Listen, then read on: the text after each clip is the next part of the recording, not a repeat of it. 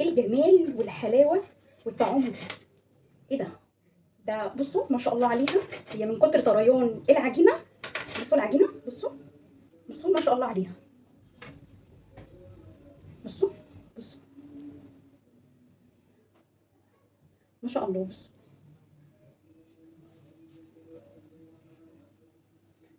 البيتزا تحفه تحفه تحفه، مش محتاجه كلام. تحفه، اعملوها في البيت وجميله وباقل المقادير وبامكانيات بسيطه قوي، وما تشتريهاش من بره. تحفه طبعا. بصوا يعني انا مش عارفه بصراحه يعني اوصف لكم حلاوتها ازاي.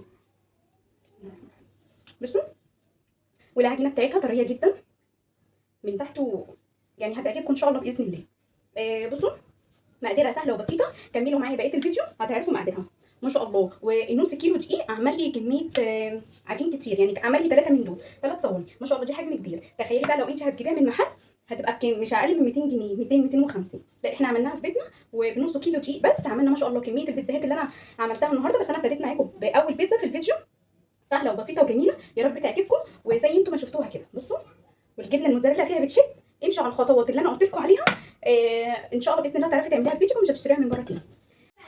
السلام عليكم ورحمة الله وبركاته. اللهم صل على سيدنا محمد وعلى آله وصحبه وسلم.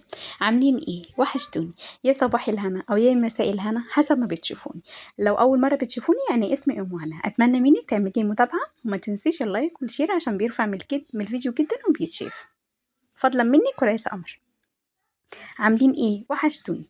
بصوا بقى، النهارده مقاديرنا سهله وبسيطه. هنعمل بيتزا، هنعملها في البيت، مش هنشتري حاجه من بره تاني لان هي غاليه ومكلفه جدا. كل حاجه تعمليها لاولادك في البيت انتي ضامنه طريقتها وضامنه هي معموله ازاي. فبألف هنا وشفا يا رب علينا وعليكم.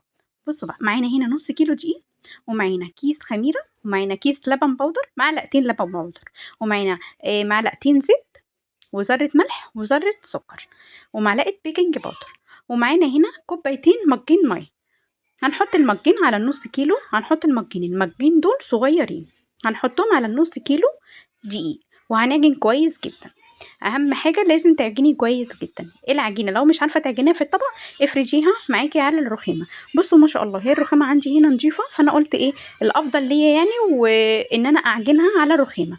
بصوا الطبق نضيف ازاي، انا مرضتش اطلعها من الطبق البلاستيك الا لما تكون نضيف عشان خاطر يعني بتبقى العجينه ناجحه. بصوا هنا بفرد كويس، اهم حاجه تفردي كويس.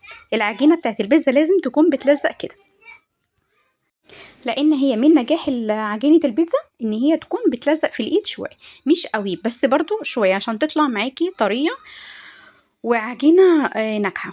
بصوا هنا اهم حاجه تفرجي كويس. بصوا انا باخد العجينه وادي معاها ازاي، باخدها وافردها على الرخامه واقوم مرجعها عليا تاني.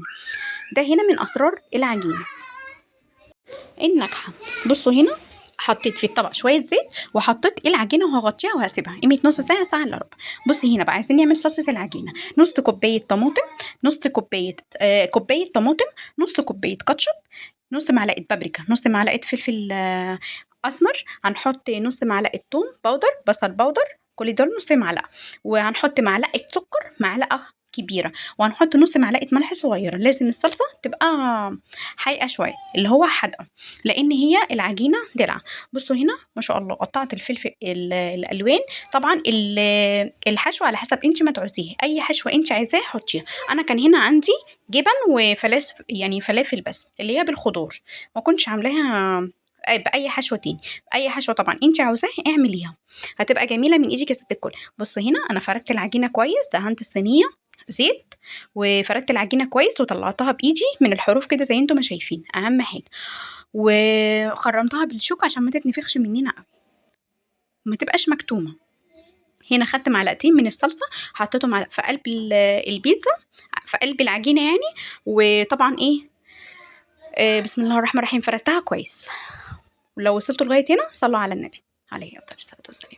بس بصوا هنا بوريها لكم الصلصه. اهم حاجه صح ما تنسوش، انا نسيت في الصلصه بتاعه البيتزا نص معلقه زعتر ناشف، نص معلقه زعتر ناشف انت تفركيه على ايدك كده وبتحطيه. بصوا هنا انا لازم بحط الموتزاريلا والرومي كده من تحت عشان تمسك الحشوه. خليكي معايا خطوه بخطوه، الا ان انا مش هحط الموتزاريلا دلوقتي خالص. بصوا هنا انا بحط الحشوه. ليه بقى مش هتحطي الموتزاريلا دلوقتي خالص؟ عشان خاطر ما تنشفش مننا. ده سر من اسرار برضو البيتزا الناجحه. ما شاء الله لو انت عايزاها بتمط زي انت ما شفتيها كده، والموتزاريلا سايبه فيها ما تبقاش ناشفه. بس بصوا انا بوزع الخضار عندي كويس جدا، وهدخله فرن على 180. هدخله فرن على 180 واحطها على الشبكه.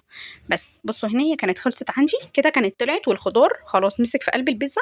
هقوم بقى ضايفه الايه، والفرن برضو شغال ما قفلتوش. هقوم ضايفه الموتزاريلا بس، واقوم مدخلاها تاني على الفرن يا دوبك هي بس الموتزاريلا بتسيح، وكده تبقى البيتزا خلصت معايا. ما شاء الله كانت جميله والعجينه طريه والله العظيم. بصوا يعني تستاهل بقكم. اعمليها في بيتك واعمليها لاولادك وما تشتريهاش من بره تاني. كل حاجه بره غاليه، لا احنا نعملها في بيتنا اوفر وانضف واحسن، وهتبقى من ايدك ست الكل زي العسل. جربيها ومش هتندمي. بصوا هنا انا بوريكم الموتزاريلا ده، انا كمان سبت البيتزا تبرد شويه، فالموتزاريلا اكيد مسكت فيها شويه، بس هي ما شاء الله سايحه وجميله يعني من غير كلام. وبالخضار اي حشوه تاني انتوا عايزينها حطوها. بس بصوا ما شاء الله جميله تستاهل بقكم. اهم حاجه اللايك والشير، ما تنسونيش بالمتابعه يا حبايب قلبي. مع السلامه.